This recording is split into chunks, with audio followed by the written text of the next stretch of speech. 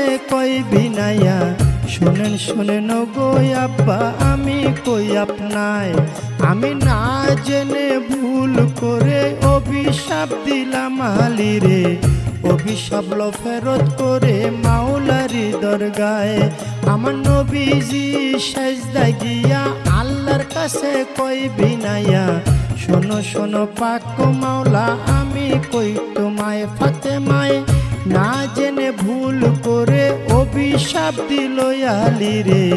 অভিশাপ ফেরত করে নবী কই তোমায় আমার আল্লাহ বলে ও নবীজি একটা কথা তোমায় জিজ্ঞাসি ঠিক ঠিক জবাব তুমি দিবা গো আমায় তুমি ঠিক ঠিক জবাব দিবা দুইটা হতে একটা নিবা